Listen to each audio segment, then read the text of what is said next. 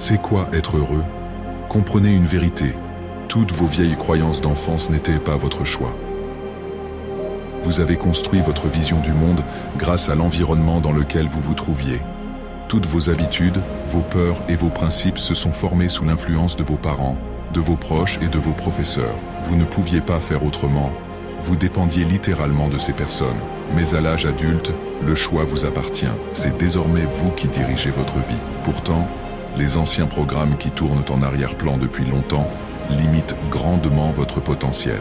Ils influencent vos pensées et vos actions, vous maintenant dans des schémas qui ne vous servent plus. Ce n'est pas votre faute si ces programmes existent, mais vous êtes entièrement responsable de leur mise à jour. Vous voyez bien que ces vieux programmes ne pourront pas vous mener à la vie dont vous rêvez. C'est pourquoi vous devez installer un nouveau logiciel, plus sain et de meilleure qualité, qui travaillera pour vous. Exemple, si vous pensiez auparavant que la chimiothérapie aidait à se débarrasser du cancer, sachez qu'il vaut mieux ne rien faire plutôt que d'empoisonner son organisme avec des venins. Ou encore, si vous croyez que notre galaxie et la Terre s'étaient formées à la suite d'une explosion, sachez que tout cela s'est formé à partir de l'information, en utilisant la méthode de la structuration et de la synthèse des énergies. Vous ne pouvez pas changer votre passé, mais vous pouvez changer le présent. Et ce présent changera votre avenir. Tous les changements doivent commencer par vous, par vos manifestations intérieures, et non par vos réactions extérieures. Les habitudes agaçantes de votre partenaire ne disparaîtront pas par magie, parce que vous les critiquez.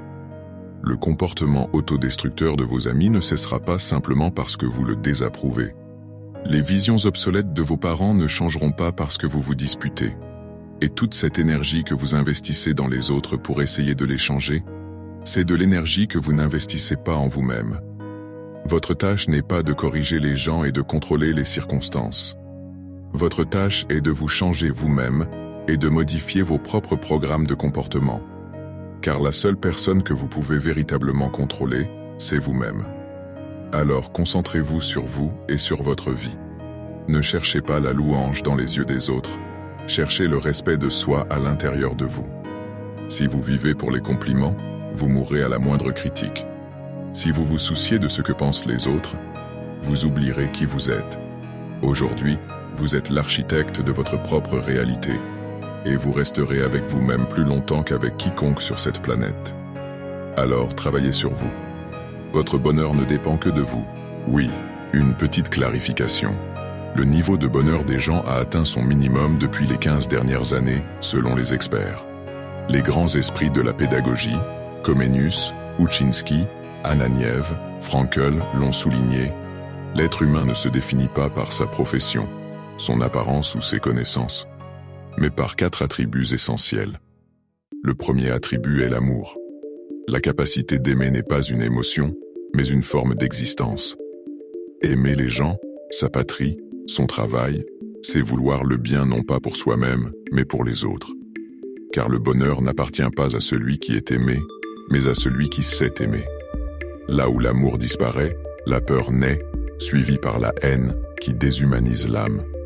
Une vie privée d'amour devient dénuée de sens. Le deuxième attribut est la foi et la compréhension. L'homme devient une personne lorsqu'il est capable de comprendre et de croire en ce qui le dépasse. Lorsqu'il est utile aux autres, lorsqu'il apporte de la lumière à ceux qui plongent dans les ténèbres. Une telle foi transforme la solitude en communion, le doute en force et la perte en un chemin. Sans cette foi, l'être humain devient un vase vide, inutile à quiconque. Le troisième attribut est l'espoir. Savoir inspirer l'espoir ne signifie pas simplement consoler, mais montrer le chemin. L'espoir n'est pas un optimisme abstrait, c'est une vision claire du monde dans laquelle il y a un sens, un but et une direction. L'être humain capable de donner de l'espoir aux autres est un bâtisseur de destin, un navigateur du temps, un phare vivant. Le quatrième attribut est le travail.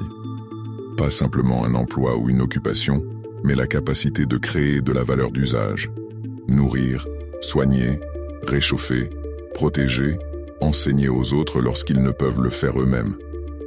L'homme ne travaille pas pour un salaire, mais pour le lien avec les autres. Ce n'est qu'en surmontant la fatigue, le stress et la tension qu'il trouve le sens de son activité. Et c'est alors seulement qu'il devient un homme, non pas dans l'abstraction, mais dans l'action concrète. Tout cela n'est pas une théorie. C'est la formule du bonheur, car seul l'homme a accès au bonheur en tant que plénitude de l'être, comme un moment de coïncidence avec soi-même. Pour des informations plus détaillées sur la direction que prend notre monde et ce qui nous attend dans un avenir proche, vous pouvez consulter le site de Fyodor Shkroudnev, notamment sa série d'articles 369. Je souhaite à tous une excellente santé. Vous pouvez lire des informations plus détaillées à ce sujet dans la monographie de Fyodor Shkroudnev, intitulée « Reconstruction de la réalité » sur son site officiel. Nous attendons vos questions dans les commentaires.